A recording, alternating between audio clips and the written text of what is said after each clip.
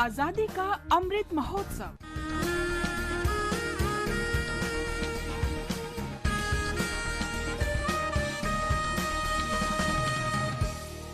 आजादी का सफर आकाशवाणी के संग भारत का शानदार स्वाधीनता संघर्ष आधुनिक विश्व के महानतम संघर्षों में से एक है। आकाशवाणी से हम आपके लिए प्रतिदिन ला रहे हैं इस शानदार संघर्ष की एक झलक।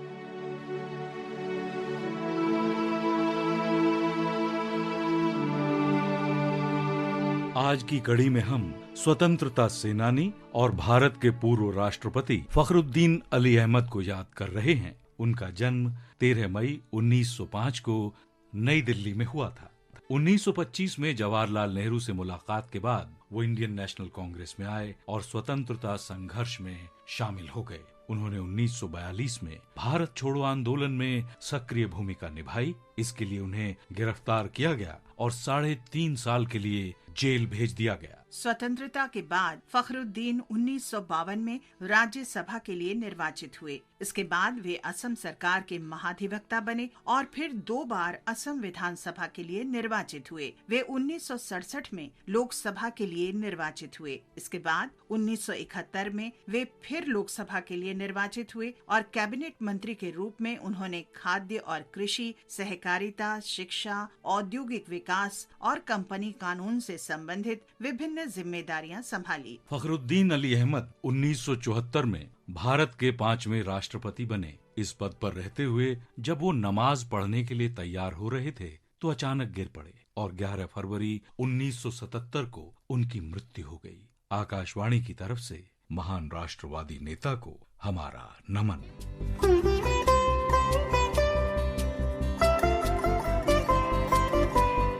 आज हम गांधीवादी स्वाधीनता सेनानी वी.आर. कृष्णन अझुतचंद को भी श्रद्धांजलि अर्पित कर रहे हैं। उनका निधन 13 मई 2004 को हुआ था। मलयालम और अंग्रेजी भाषा के प्रतिभावान लेखक कृष्णन कोचीन स्टेट प्रजा मंडलम के संस्थापक महासचिव थे। ये भारत की स्वतंत्रता से पहले कोचीन रियासत में कांग्रेस पार्टी की राजनीतिक इकाई थी। वे दीनबंधु समाचार पत्र के संस्थापक संपादक भी थे। उन्होंने कांग्रेस पार्टी को सही अर्थों में अपने क्षेत्र में जन जन की पार्टी बना दिया था। जन कोटिगल्कु जीवामृतम जय भारतांबेक्कु वंदनम। वी.आर. कृष्णन अझुतचंद का जन्म 25 अप्रैल 1909 को त्रिशूर के अविनिसेरी में हुआ। वो 1925 में त्रिशूर में महात्मा गांधी के साथ बैठक के उपरांत स्वतंत्रता संघर्ष में शामिल होने के लिए प्रेरित हुए। कोचीन के राजा की संप्रभुता समाप्त करने और उत्तरदायी सरकार की स्थापना के उद्देश्य से 9 फरवरी 1941 को प्रजामंडलम की स्थापना की गई। जनवरी 1942 में प्रजामंडलम ने इरिंजालाकुडा में पहली वार्षिक सभा आयोजित करने का फैसला किया।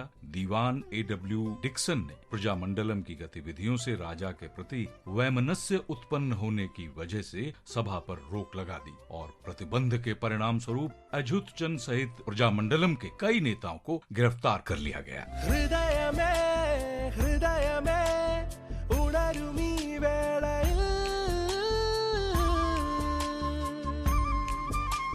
പ്രാണനും ജീവവായുവും ഭാരതാംബയാമമ്മേ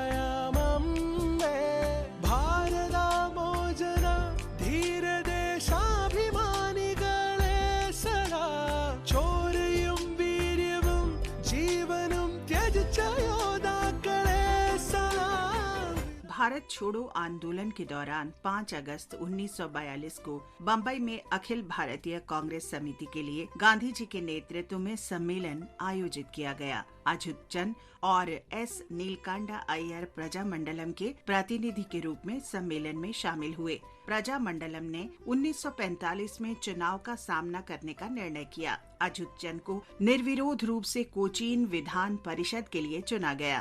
अझुतचंद नेमारा के प्रतिनिधि के रूप में त्रावणकोर कोचीन विधान परिषद के सदस्य भी थे। जन कोटिगल्कु जीवामृतम जय भारतांबेक्कु वंदनम। स्वतंत्रता के उपरांत अछूतचंद ने अपना जीवन लोगों और लेखन के लिए समर्पित कर दिया। उन्हें वी.आर. कृष्णन अछूतचंद आत्मकथा के लिए 2000 में केरल साहित्य अकादमी पुरस्कार से सम्मानित किया गया। 13 मई 2004 को वी.आर. कृष्णन अछूतचंद का निधन हो गया। महान राष्ट्रवादी नेता को हमारा नमन।